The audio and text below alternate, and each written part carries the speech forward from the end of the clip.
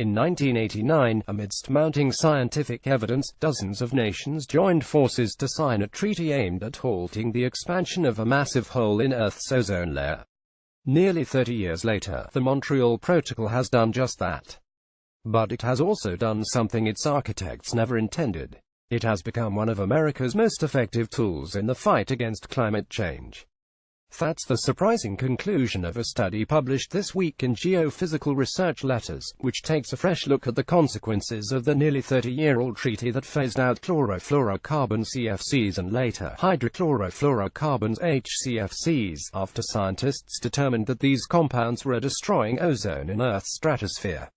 Since CFCs and HCFCs are also potent greenhouse gases, phasing them out has had a major impact on U.S. climate pollution between 2008 and 2014. The Montreal Protocol led to greenhouse gas reductions with roughly half the benefit of all other climate regulations enacted by the EPA. This is something that's been talked about for a while, this dual benefit of the Montreal Protocol limiting damage to the ozone layer, also curtailing climate change. Rachel Cletus, climate policy manager and lead economist with the Climate and Energy Program at the Union of Concerned Scientists, told Gizmodo. It's because all these ozone-depleting substances are also very potent global warming gases. Indeed, the CFCs and HCFCs used as refrigerator coolants, aerosol propellants, flame retardants, and more have heat-trapping potentials hundreds to thousands of times greater than carbon dioxide on a timescale of centuries.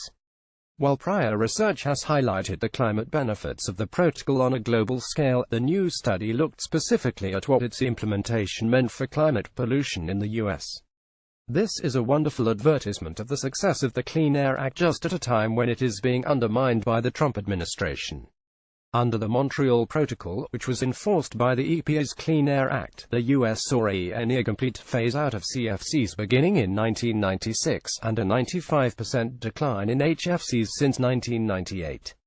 Pulling data from the National Oceanic Atmospheric Administration's Atmospheric Monitoring Network, Leahy from the University of Colorado Boulder and her colleagues demonstrated that from 2008 to 2014, the elimination of these substances had the equivalent climate impact of reducing CO2 emissions by 170 million tons per year.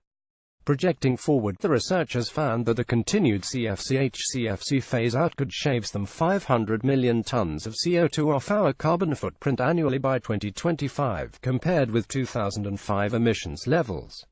For context, 500 million tons of CO2 is roughly a quarter of what we need to cut to meet our Paris Climate Agreement target of reducing emissions 26 to 28% by 2025.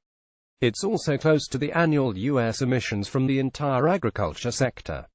There is a catch today. The climate benefits of slashing CFCs and HCFCs are being offset, in part, by the use of hydrofluorocarbons HFCs, which don't destroy ozone like the nastier cousins but are still hundreds to thousands of times more effective at trapping heat than CO2.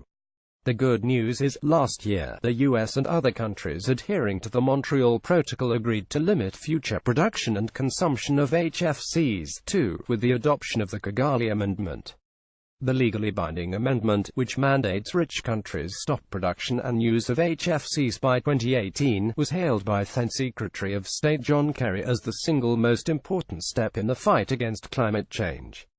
This, less than a week after 170 nations ratified the Paris Climate Agreement.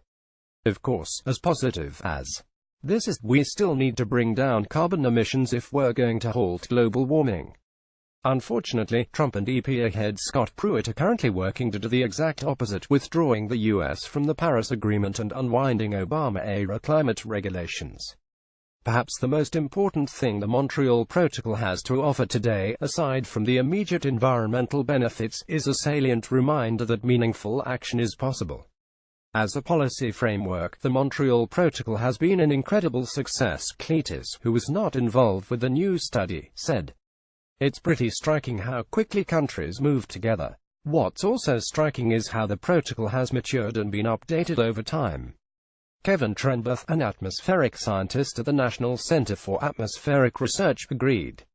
This is a wonderful advertisement of the success of the Clean Air Act just at a time when it is being undermined by the Trump administration, he told Gizmodo. If one takes appropriate actions, it has consequences and can indeed work. Geophysical Research Letters. More science posts.